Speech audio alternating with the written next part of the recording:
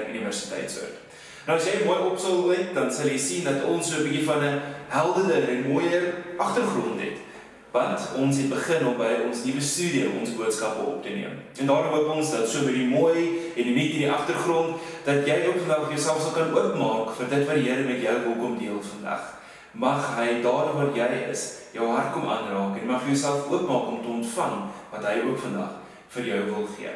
Ons beweeg in daardie tyd van die jaar en waar ons eerste vakansie weer van die jaar aanpak. En saam met dit weet ons natuurlik hierdie tyd van die jaar is ook Paastyd. Baie mense gaan reis, gaan op vakansie, gaan vir familie en vriende gaan kuier. En daarom hoop ons regtig dat jy veilig sal wees, dat jy goed sal kan rus en dat jy met nuwe opgewondenheid weer na die verhaal van Jesus se kruisiging en opstanding sal kyk en sal besef wat ook vir jou beteken en hoe onverwaarlik lief hy jou het. Daarom sal ek sommer vandag vir ons wil begin deur die lees van hierdie volgende gedig wat ook eintlik maar as 'n gebed gelees kan word.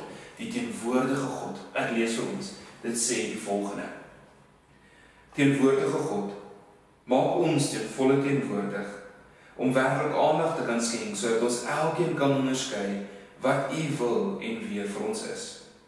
Ons bid vir 'n fyn wakker bewussyn om ons harte en gedagtes te kan hoor en rig. Help ons om te sien hoe ons reageer in ons gedagtes, woorde en dade. Maak ons oop vir die rykdom van die oomblik sodat ons U genade kan ontvang wat ons lewens transformeer.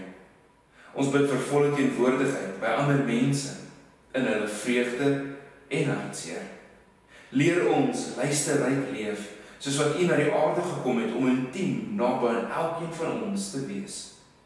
Ons vra dat U ons geestelike ore oop sal maak om te hoor hoe ons roep na ons eie lewe, om te ontdek wie ons in U oë is, sodat ons U in ander kan sien. Maak ons agente van lewe wat lig bring waar daar donkerte is, smaak bring deur sout van die aarde te wees en ons vier ook die aangename geur van die evangelie uit te leef. Teenwoordig Here, maak ons nou ten volle teenwoordig. Kom ons sluit som ons oë, daar waar ons is, dan bid ons saam. Hemelse Vader, dankie vir die voorreg dat ons op so 'n digitale manier vandag by mekaar kan wees. Dankie dat ons ook op so 'n digitale manier vandag kan ontdek wie U is en wat dit is wat vir U goed en belangrik is. En daarom is dit my gebed, Here, dat waar ons ook onsself mag bevind in die land of in die wêreld op hierdie oomblik, dat ons sal toelaat, Here, dat U Gees ons harte sal kom aanraak.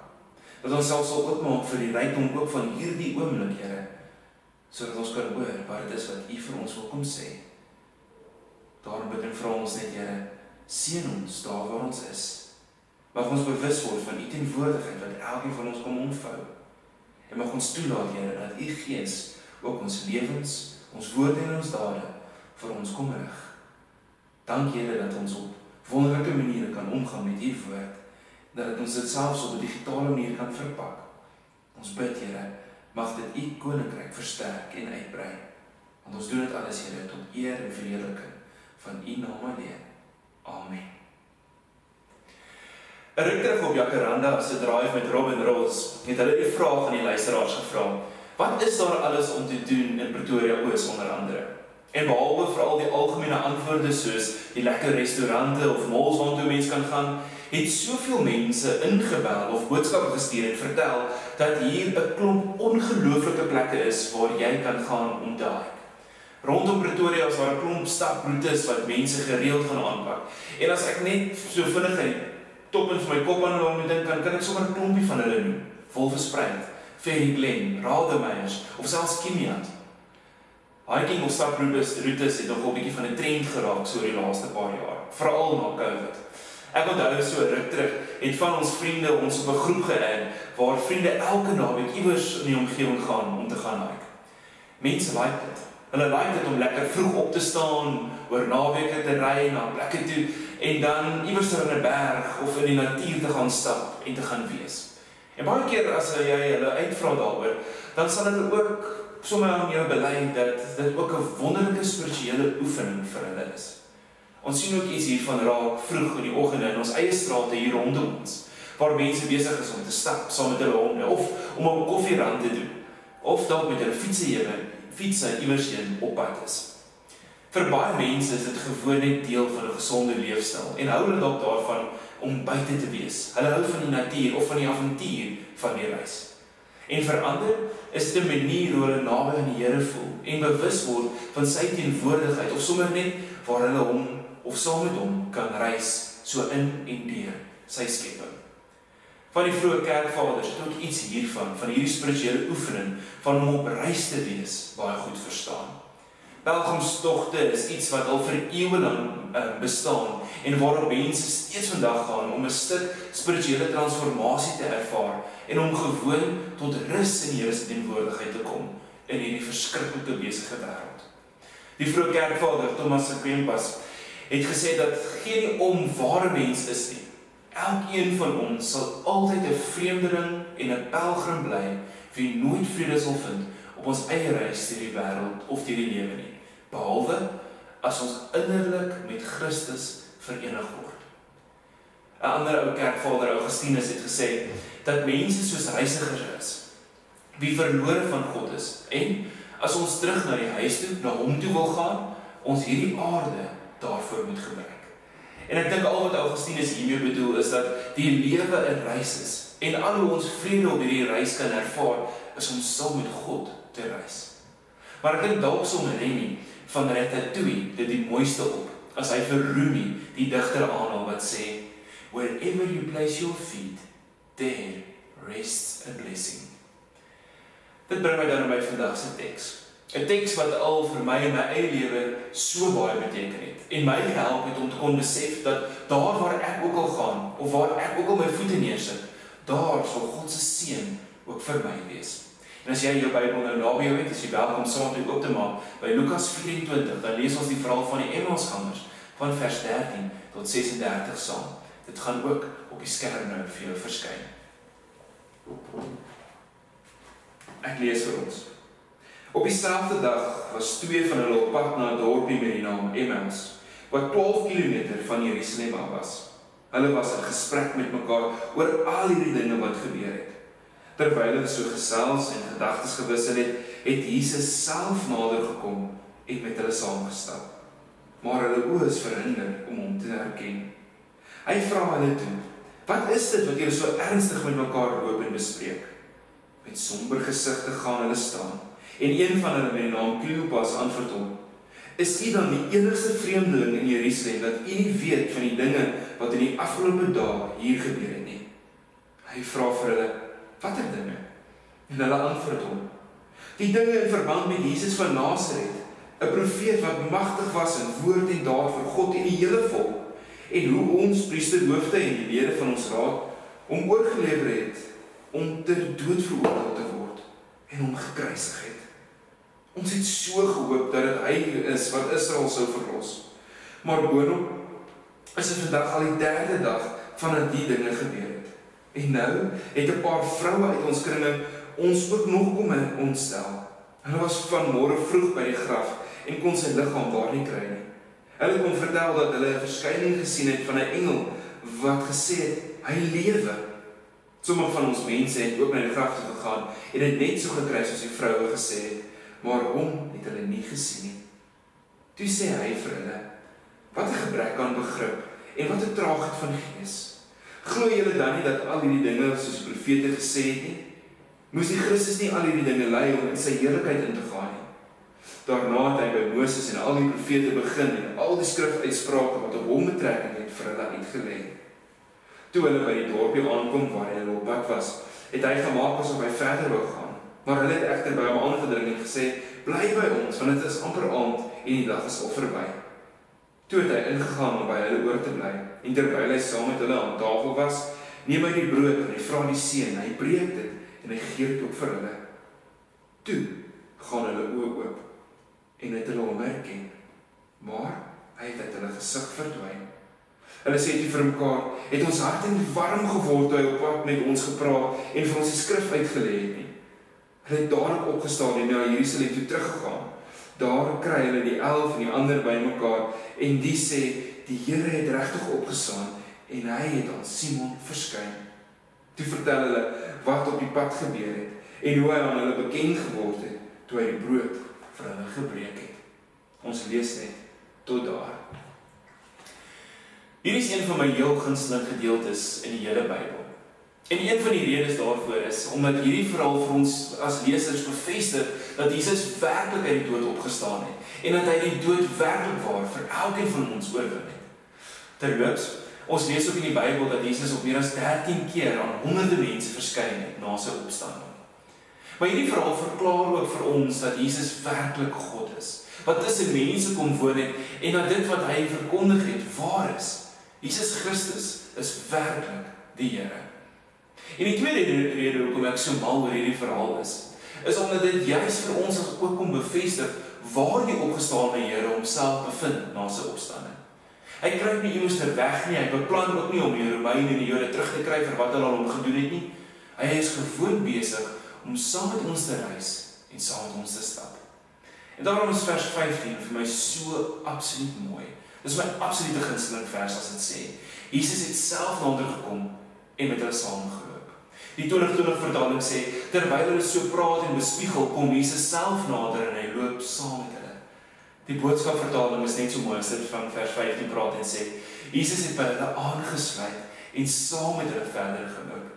Ag, terwyl ek na al die vertalings doen, kom ek sê sommer, en deel sommer ook die New Living Translation met julle wat sê, as they talked and discussed these things, Jesus himself suddenly came and began walking with them.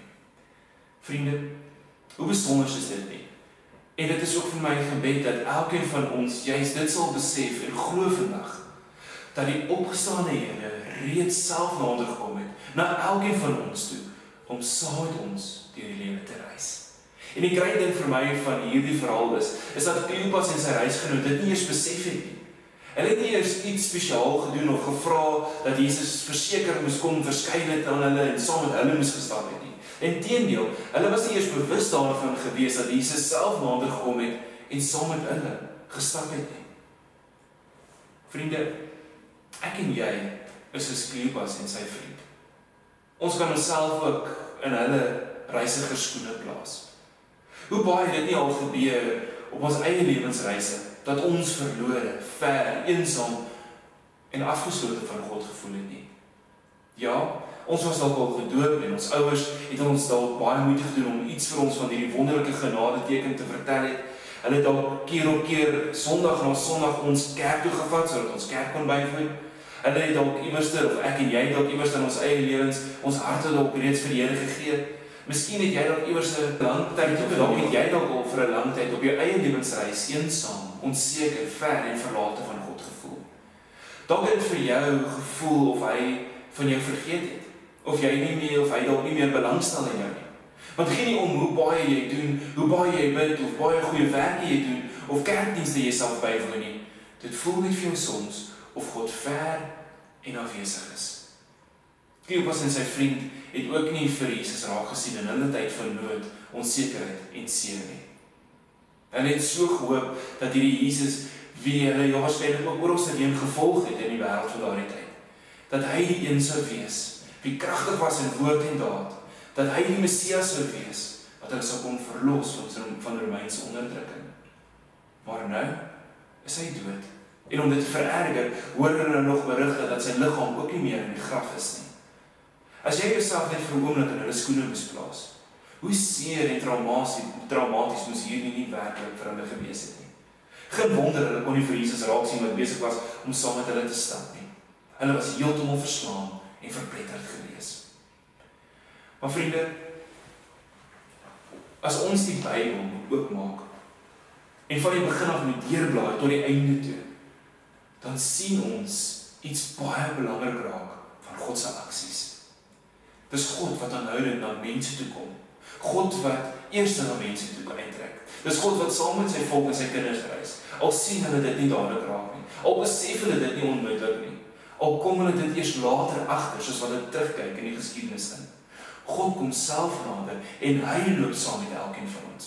Dink byvoorbeeld gegaan Adam en Eva, waar God na hulle toe gekom het, selfs nadat hulle gesondig het. Dis God wat na Kain toe kom, selfs nadat hy sy broer doodgemaak het. Dis God wat eers na Noag, Abraham, Isak en Jakob toe uittrek en na hulle toe gaan. Dis God wat na Moses toe gaan en deur Moses die Israeliete uit Egipte verlos. Maar dan stop hy nie daar nie. Nee. Hy stap en hy reis saam met sy volk 40 jaar in die woestyn. En hy is by hulle in die dag deur 'n wolkkolom. En hy is by hulle in die nag deur 'n vuurkolom. En so kan mense natuurlik aangaan soos wat mense deur die Bybel blaai. God kom ook deur Jesus na mense toe om saam met ons te reis en die pad van die lewe te stap. Hy stuur ook sy voorspraak soos wat in Johannes Evangelie staan. Die een wat langs jou staan, sê die Grieks. En aan die einde van die tyd sal hy ook weer die nuwe Jerusalem na ons toe bring. Vriende, hierdie is wat vir my so belangrik is, van wat ek en jy vandag weer opnuut moet besef. Jesus kom self nader en loop saam met elkeen van ons, of ons nou bewus is daarvan of nie. Dit is sy groot belofte wat hy aan ons maak. Hy sal ons nooit verlaat nie, want hy is Immanuel, God met ons. Al wat ek en jy kan doen is om onsself elke oggend weer opnuut hieraan te herinner en dit te glo en te ervaar vir onsself. As ons dit vandag weer vir onsself kan opneem, dit kan begryp, dit kan verstaan, dan is dit soos wat Rumi sê. Wherever you place your feet, there rests a blessing. Waar ook al ek en jy ons voete sal neersit, daar is die seën van God, want hy is by my en by jou. Vriende, ons kom dan ook by daardie punt van die jaar, waar daar 'n klomp lang naweek is, skool en universiteitsvakansies vir ons voorlê. En tradisioneel is dit altyd 'n tydperk waar 'n klomp mense dalk, miskien so 'n bietjie as ek dit aan aanhalingstekens mag sit, momentum verloor en ons momentum so 'n bietjie verbreek raak. Dis ook hierdie tyd van die jaar waar mense se toewyding so 'n bietjie verslap. Bywoning by kerke so 'n bietjie minder raak en waar verskonings makliker gemaak word. Dalk op universiteitsvlak is hierdie nou ook daardie tyd van die jaar waar jy dalk besef dat jou eerste kwartaal dalk nie gegaan het soos wat jy dalk beplan het nie. Nou moet jy eers skouer aan die wiel sit om jou eerste semester miskien te kan red. Of dalk besef jy dat jy graag of dat jy nog nie by die punte uitgekom het wat jy graag vir hierdie tyd van die jaar al wil bereik het nie. En dit kan dan beteken dat jy begin om te onttrek. Dalk voel jy dat daar vir jou belangriker of ander dinge is op die oomblik wat eerder jou aandag word, as om kerk toe te gaan, deel te neem aan 'n geloofsgemeenskap, of om selfs dalk aandag aan die verhouding met die Here te gee, veral as jy dalk reeds voel dat hy ver en afwesig van jou lewe is. En dalk is 'n goeie vraag om dan nou vir onsself te vra. Maar as die Here self nader kom om saam met elkeen van ons die pad van die lewe te stap, en ons sien dit ook telkens, ons sien die tendens reg deur die Bybel raak, hoe gaan ons dan nou kies om bewuslik saam met hom die lewenspad te stap? Dalk wonder jy selfs, maar hoe stap jy die pad saam met die Here? Wat verwag dit van jou? Ek en jy moet weet, ons gaan 'n klomp Kleopas oomblikke hê in ons lewens. Oomblikke waar ons gaan ervaar en beleef, waar ons nie kan sin maak van die lewe nie. Waar ons dalk teleurgesteld, hartseer en verpletterd gaan voel. Of waar ons op 'n punt in ons lewens gaan kom, waar ons kan terugkyk op ons lewensreis en dan eers bewus word van Jesus wat tog teenwoordig was hier by ons, al het ons dit nie op daardie oomblik besef en gevoel nie. Maar die Here se uitnodiging op hierdie oomblik of dele van ons lewensreis is dat ons dit met hom moet deel. Net soos wat Kleopas al sy hartseer en onsekerheid en dit wat hy nie verstaan het nie met Jesus gedeel het soos wat besig was om saam met hom te gestap het. Wanneer ons saam met hom reis en ons vertrou dat hy saam met ons ook reis en ons glo dat hy met ons is, dan is dit dat ons meer en meer bewus van hom sal raak wie Immanuel op ons lewenspad is. God met ons elke tree van die pad. Dis dan ook dat Rumi se woorde waar word in ons lewens. Wherever you place your feet, there rests a blessing. Ook vir jou teorie.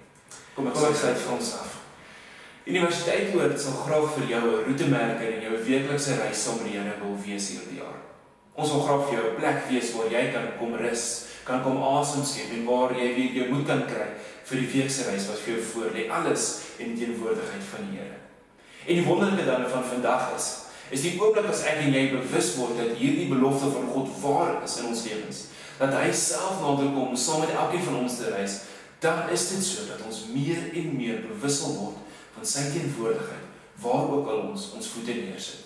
Want daar sal daar ook 'n seën van God vir elkeen van ons, vir my en vir jou wees. En daarom is dit my gebed vir jou. Mag jy die Here leer ken as Immanuel in jou lewensreis. God met jou, elke tree van die weg. Amen. Dankie dat ons hierdie eeuwenoude belofte weer vandag opnuut kan hoor. Dankie dat ons, soos ons die blaai van die woord blaai, ons dit keer op keer ook weer raak kan sien. Here, dis U wat self nader kom na elkeen van U kinders toe. Dis U wat die belofte maak dat U ons nooit sal verlaat nie. Dis U wat vir ons kom leer wie U is, Immanuel, God met elkeen van ons. En daarom, Here, wanneer ons dan in die Paastyd ingaan, wanneer ons weggaan op vakansie, wanneer ons gaan kom rus in die skool of universiteitsvakansie tydperk, Here, is my gebed, dat daar waar ons ook al mag wees nou in hierdie land, mag ons nou bewus word van U teenwoordigheid, daar waar ons is. Mag ons vashou aan hierdie belofte, wanneer ons verlore, eensaam, onseker voel, U wat met ons is, ook in daardie oomblikke. Here, selfs soos Kleopas en sy vriend, wat onseker was, getraumatiseerd was, hartseer is, verpletter dalk gevoel het, as dit die waarheid is en ook in ons lewens op die oomblik, mag ons weet, Here, U stap ook saam met ons op daardie paaie van ons lewens. Here, dankie dat U ons nooit sal alleen laat nie.